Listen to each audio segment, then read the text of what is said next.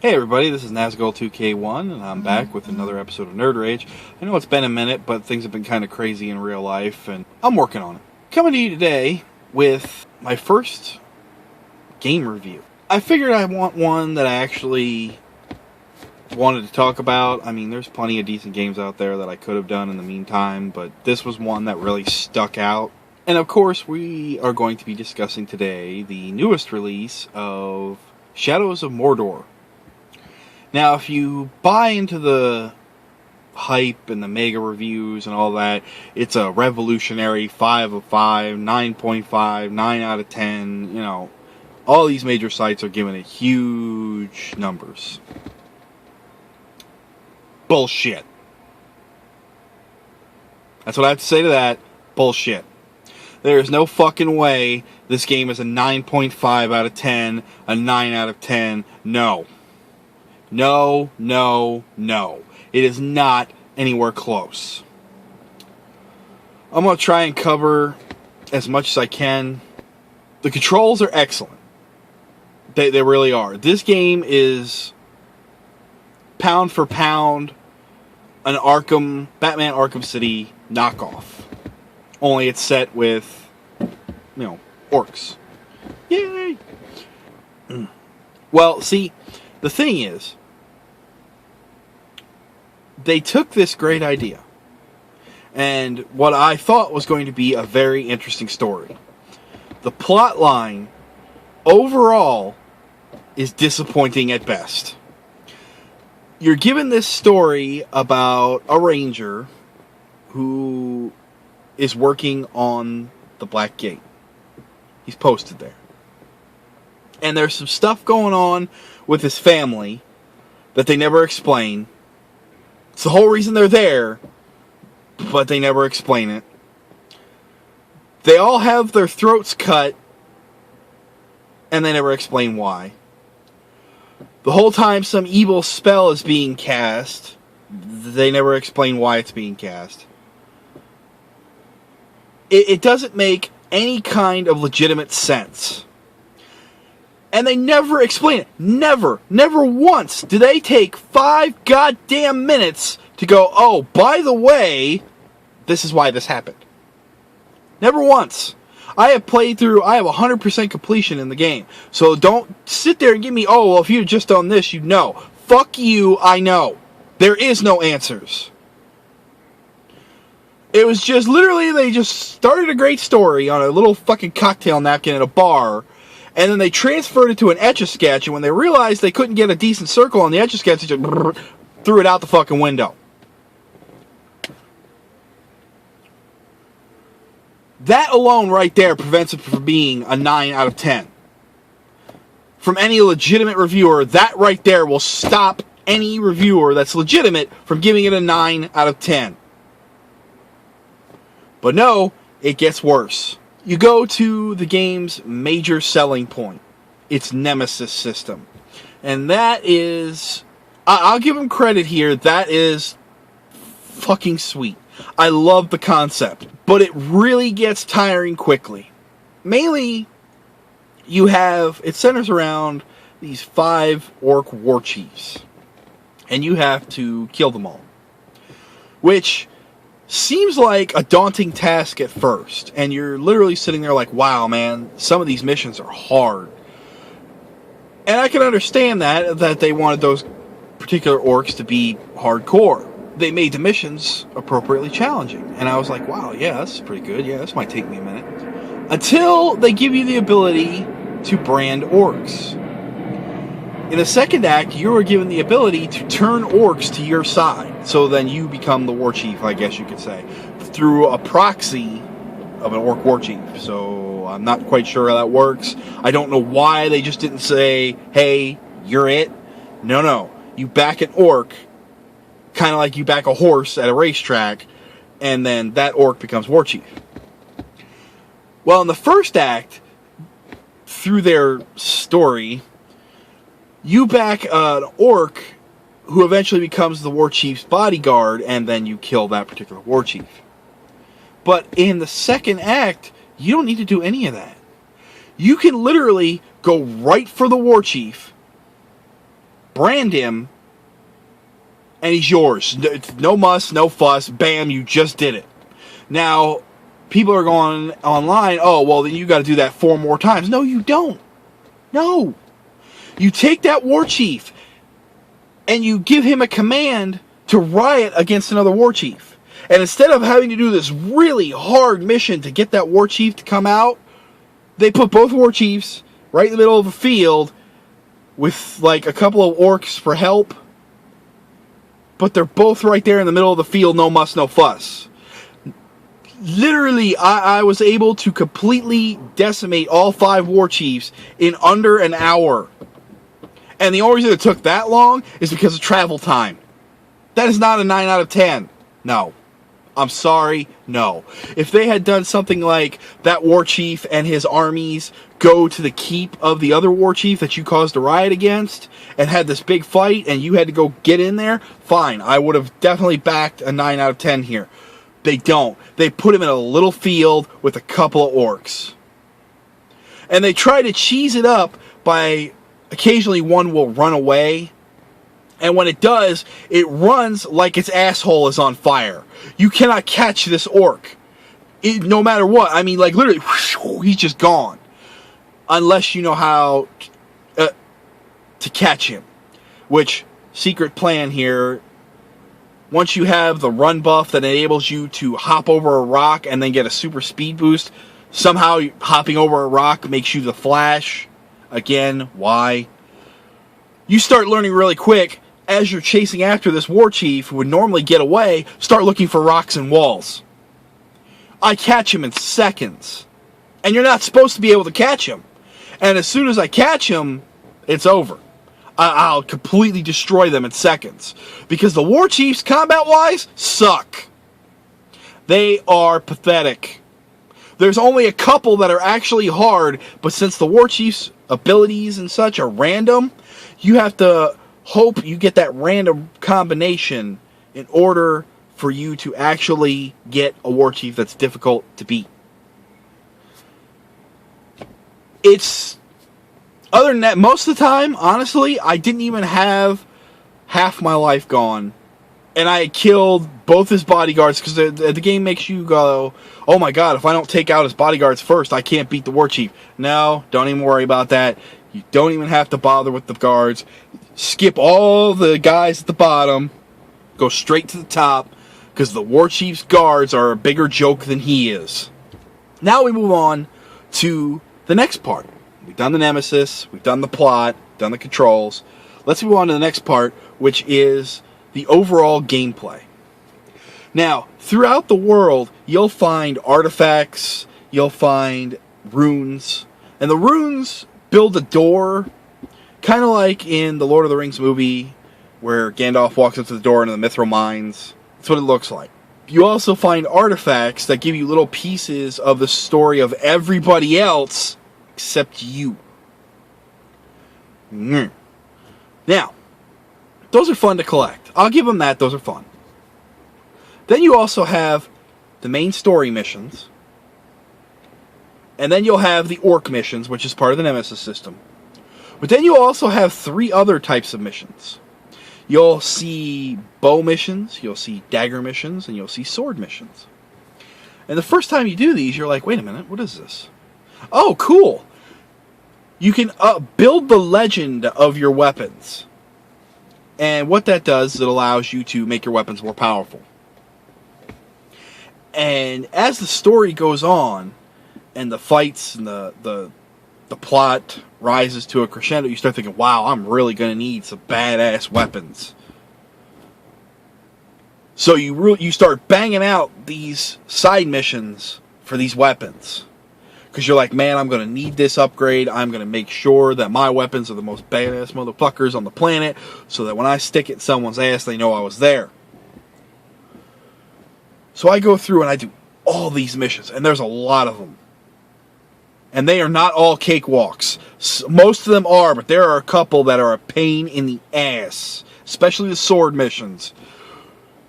But I go through and I do all these missions, and I'm like, I get all my weapons upgraded, and I'm like, yeah! I can activate their powers. I even ground a little more just so I could make sure I had all 3 of their ultimate powers unlocked. Because I knew the last boss was coming. I was close. And I was like, no, I want this done. So I stopped my campaign, and I went and did all these side missions. I wished I do. I wished I hadn't. Because here's where the game dies. This is what kills it. You finally... there's 3 people that you are trying to get revenge on, a la, the Crow. There's the Hand of Sauron, the Mouth of Sauron, and what was it, the Tower, whatever it was. Okay, it's completely irrelevant. Okay, you could have put in the monkey, the goldfish, and the otter, and it would have been the same damn thing. Well, anyway, the first boss was great. It was a fight. There was some orcs swarming around. He's got this big ass mace. I'll admit, he straight up whooped my ass the first couple times I fought him. Then I figured out his pattern, and even then he still whooped my ass. And then finally I got lucky enough, and I got him. It's like, yeah. And that was the first real boss, and I was like, wow, I'm in trouble. And that's what made me stop before I finished the story and go back and get all these weapon upgrades. So, I go out, and I'm like, okay. I get to the second big boss man. This is at the end of the game. You fight the first one, and then you don't see anything else until the last 2 missions. The last 2 missions are where this game takes a nosedive straight into a toilet loaded with shit. You go up, and you fight this boss, and you're thinking, oh man, he's got magic, he's gonna be a bad motherfucker. Alright, I'm ready, let's go. And you go rolling at this guy, and the only thing you have to do is run up, sneak behind him, and brand him. You brand him 3 times, and then you win. Because the guy doesn't even try to find you. He just stands there. He has no enhanced senses or anything like that. He's an idiot. And he just stands there. And I'm looking down at him because I'm on the little rafter on the sides of the building. And I'm looking down at him. He doesn't even move. He's just standing there with his back to me. Doesn't turn around, doesn't look around, doesn't increase the challenge. Nothing. He just stands there. So, of course, I drop down, brand him. And I'm like, okay, well, that was easy. So I go, and it was like, oh, okay, there's his health bar. Oh, wow, it went down a good chunk. All right, I'm guessing I'll do this once or twice more, and then I'm going to have to whoop his ass with my weapons for the last part. You proceed to do that 3 more times, and then you get a little animated cutscene, and it's over. And right there, my warning bell should have been screaming. But I let it go because I was like, he kind of really wasn't intricate to the story, so I can understand why they passed the buck off on him. Fine. Then, you go to the last mission. And this was after, by the way, I stopped progressing in the game for 4 hours to go do all the side missions. Okay, I just wasted 4 hours of my life before I did this mission. You go do this mission. And suddenly, rawr, where are the orcs? And these 5 orcs that are called the Talons show up. No one's mentioned them before. They've never been heard of. No one even talks about them. They're not referenced at any point in the story. Just bam, here they are. Rah! And they're a fucking joke. They stick you on a Caragor, and 2 of my Talons were afraid of Caragors. So, of course, as soon as I rolled up, they were like, ah! And they ran. Okay, well, there's 2 that I literally walked up behind. Munch, munch, munch. They're dead. And then the other 3, I just rolled up and ran by them and whacked them with my sword, and they died in a second. The whole fight took me less than 3 minutes.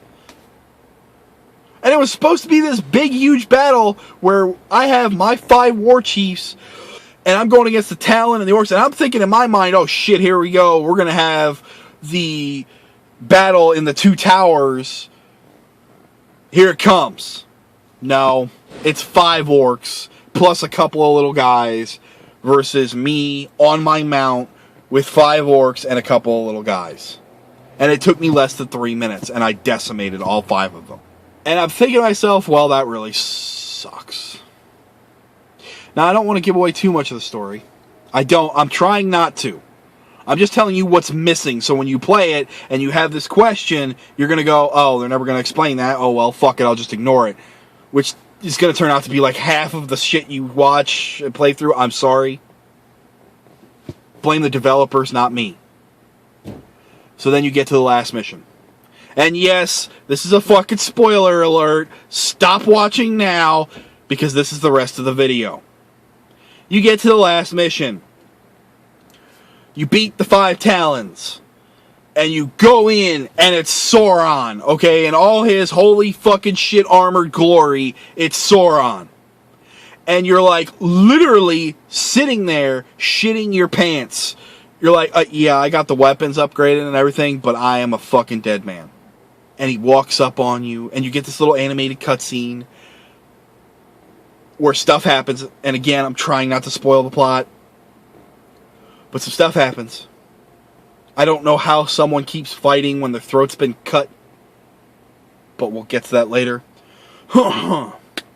Actually, you know what? Fuck that. We'll let you figure that one out. I'm not a doctor. But anyway, then it starts, and you're sitting there like, oh man, he's gonna whoop my ass. Oh, quick time event. What the fuck is this shit? Quick time event? Okay, it's one quick time event. No big deal. We'll go through this quick. I move my stick to the left. I push the X button.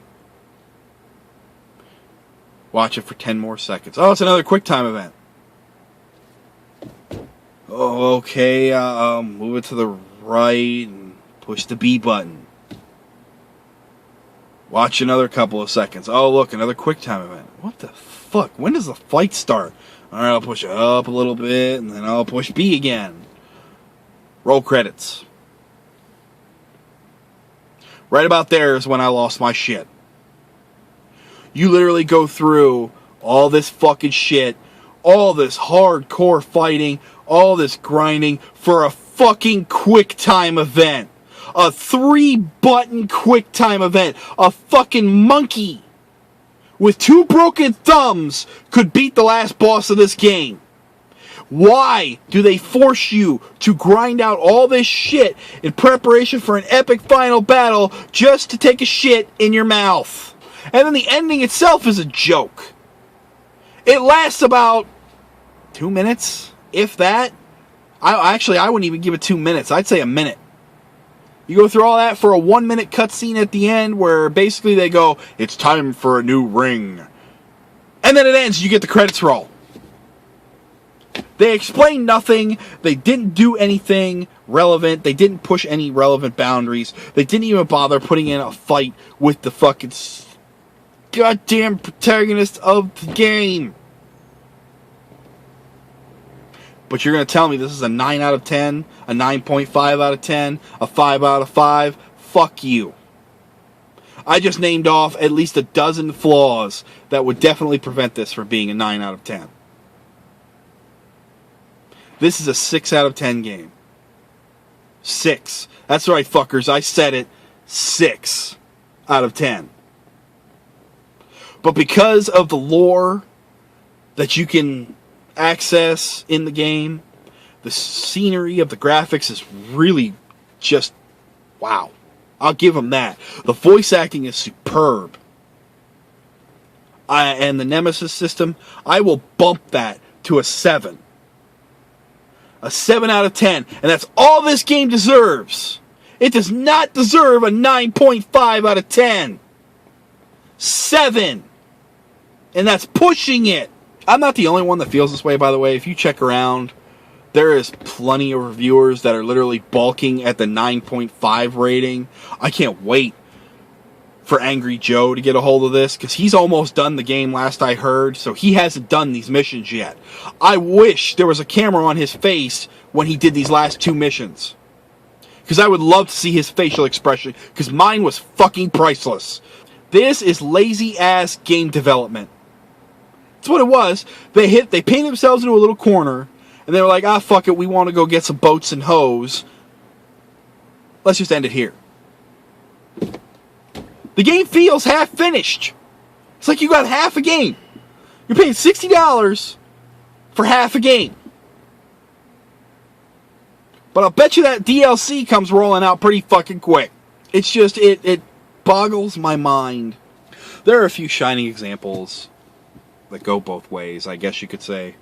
But for the most part, the majority, the game needs a reason for you to keep playing. And as of right now, I will never pick up that game again. It has zero replay value. Zero. Why would you want to push yourself through all that again for a 3-button QuickTime event? Why? Hey, I like to push this QuickTime event. It would B, left, R, right, A. That's so exciting.